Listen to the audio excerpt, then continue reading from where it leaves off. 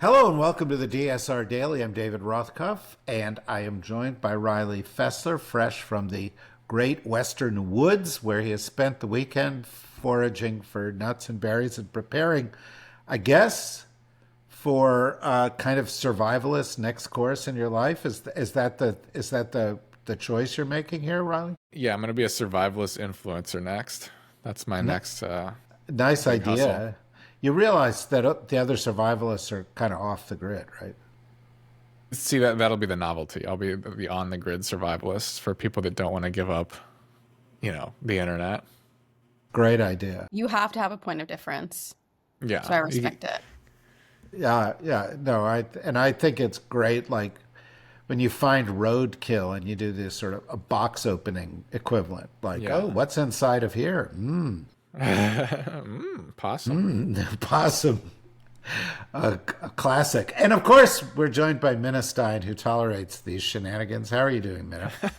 I'm glad I don't have to forage like Yeah, Riley. yeah, no. Well, that's a choice. Riley's making a choice, folks. Don't interpret this that we are giving up on civilization just yet. We'll let you know. You'll be the first to know. And how will you be the first to know? Well, you come here, you listen to what we've got to say. Riley's going to kick us off with the first story. President Trump made a startling reversal by stating House Republicans should vote to release the Was it Epstein case really a files, reversal? Was it really? We'll talk about it. Keep going. having previously opposed the measure. His shift, which followed an intense internal GOP dispute, acknowledging that supporters of the bill, including his former staunch ally, Representative Marjorie Taylor Greene, which Minna will talk about in the next story, likely have enough votes for passage in the House. The president stated the issue was a Democrat hoax meant to deflect from Republican success, telling his party to get back on point in all caps. The proposed bill would force the Justice Department to release all Epstein-related files, though information about victims or ongoing investigations could be redacted. Well, let's examine this, shall we? Is this a reversal?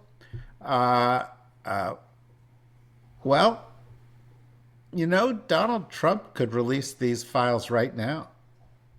The reason for the bill is that Trump hasn't chosen to release them. So if he really wanted to be transparent, he would just say, "Hey, Pam, release the files," and they would be released instantaneously. Now, he has spent most of the year expending millions of dollars. Remember, there were 1,000 FBI agents going through these files at some point.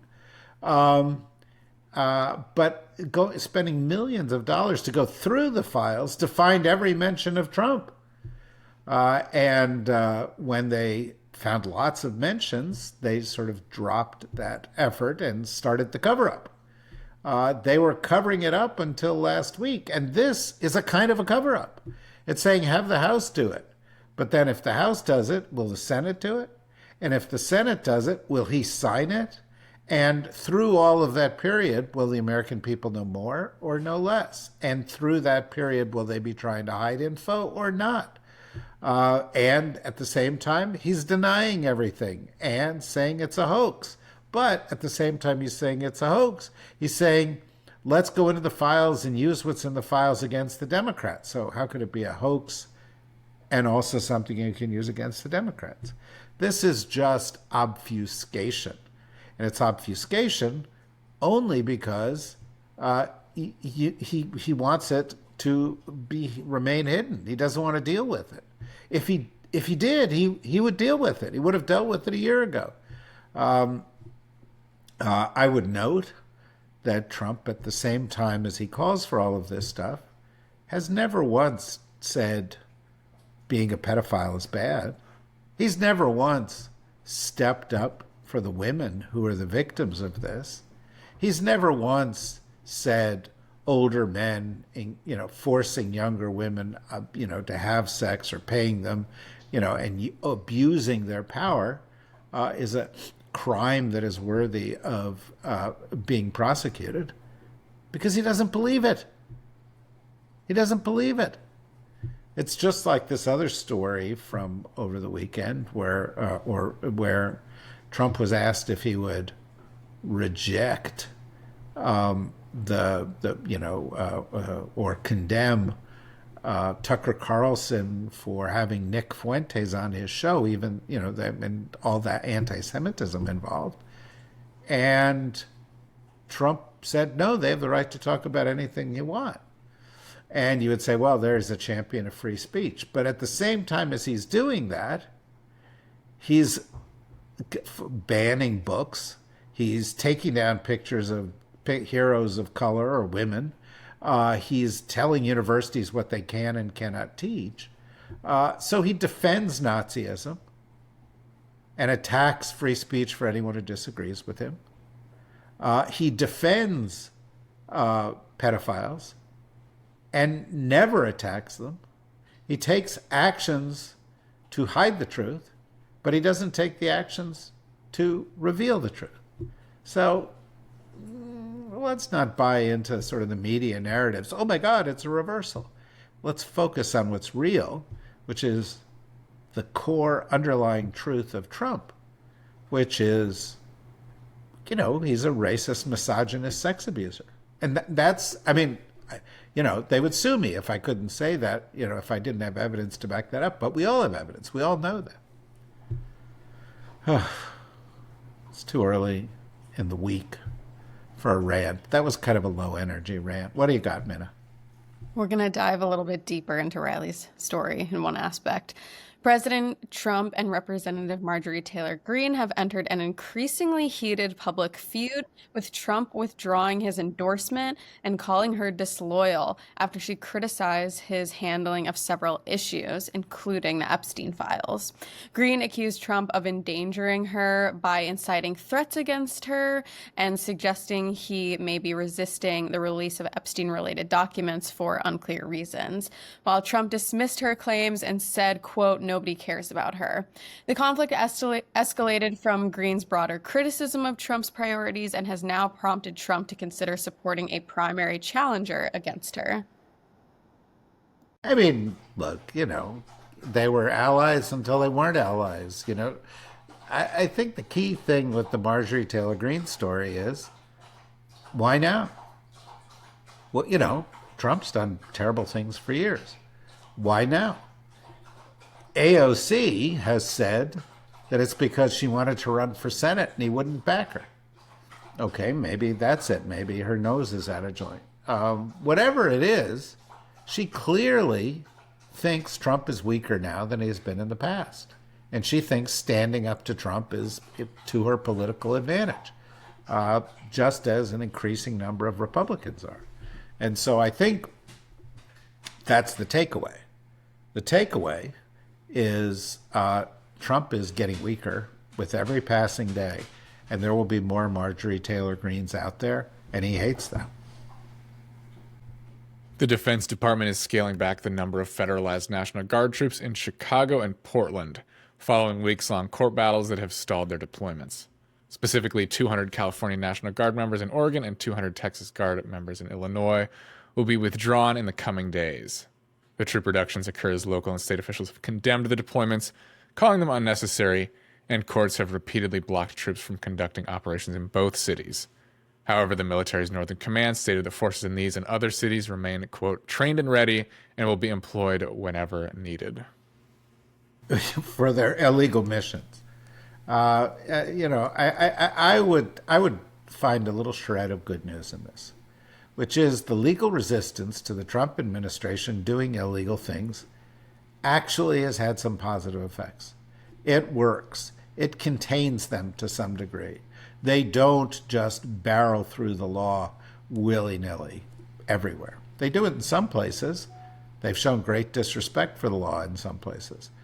But I think the important thing to take away from this is sometimes it works, and that's why it's always worth standing up to these people, using the law, using the tools available to us to stop them from breaking the law. United States signaled a possible shift in its approach to Venezuela as President Donald Trump said he may open talks with President Nicolas Maduro amid escalating military operations against alleged drug trafficking networks linked to the Venezuelan government. Despite this, the U.S. continued to increase military pressure, deploying major naval assets to the Caribbean and conducting lethal strikes on suspected drug boats, actions criticized by human rights groups and some allies as illegal. While the administration claims the operations are justified in combating narcotics and terrorism, public support in the U.S. for military intervention in Venezuela remains low. Yeah, well, there are a few reasons for that. One, we're not at war with Venezuela. Two, Venezuela does not pose a national security threat to us. Three, the reason that our allies are saying these attacks violate human rights and violate international laws, because they do. There is no, underlying legal predicate for it. There's no evidence to back up the claims that these people are moving narcotics. Of course, narcotics are things that were typically handled by either law enforcement or the Coast Guard, not by the military.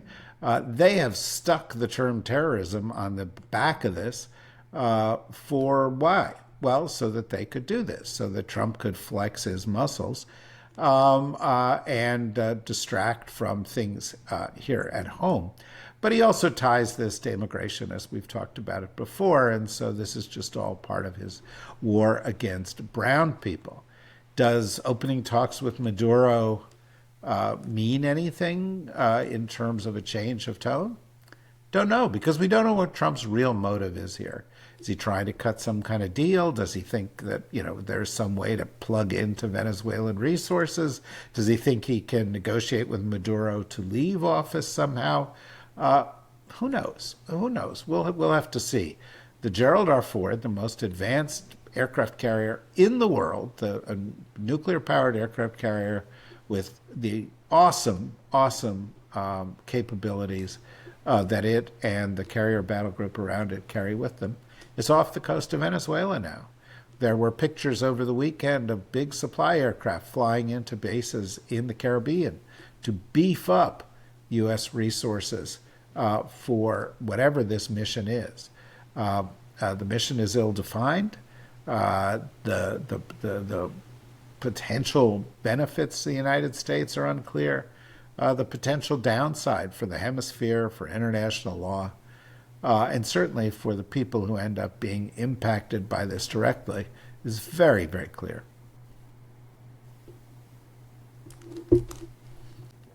Bangladesh's former Prime Minister Sheikh Hasina has been sentenced to death in absentia by the International Crimes Tribunal for crimes against humanity related to a crackdown on student-led protests that resulted in 1,400 deaths. Hasina, who was forced from power and exiled to India in July 2024, was found guilty of authorizing lethal force against the protesters. She has denied all charges, calling the trial biased and politically motivated, and suggested the verdict is an attempt by the interim government to nullify her party, the Awami League. The verdict is seen as a pivotal moment, vindicating the uprising against her 15-year rule, which was marked by increasing repression of opposition. We bring up stories like this periodically just to connect you to what's going on in the rest of the world. The fact that this is a story of somebody who is increasingly autocratic, who ran afoul of her people, might have some resonances here. The fact that it is a story of weaponization of political infighting might have some resonance here. But, of course, there are a lot of people in Bangladesh who are suffering as a consequence of this and suffering as a consequence of long period with bad governance. And for them, this is, the games powerful people play. And we'll have to see whether the aftermath of this produces better outcomes for those who participated in those uprisings and not just vengeance against one particular leader. We got a lot coming on this week because we know that the Epstein files thing is going to be up in the House, and we got to see how they respond to what Trump is doing and whether what Trump did over the weekend was simply accepting events as they are inevitably going to unfold, what the Senate does, what Trump does through the Justice Department. But there's more to it than that. We'll try to get into in other things. I have a Substack coming up later today, which talks about this not in the context of politics, but in the context of the culture of impunity enjoyed by or lived by the richest and most powerful Americans, and how this is definitely about crimes against women, and it's definitely something with political consequences.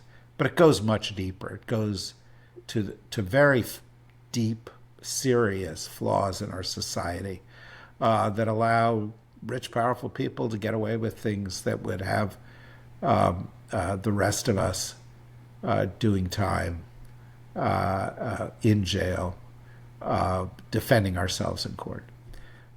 Anyway, you've got all of our podcasts here each and every day to look into this, and we will add new ones as we need to if events call for them. For now, welcome back from the woods, Riley. Thank you, Minna. Thank you, everybody. Bye-bye.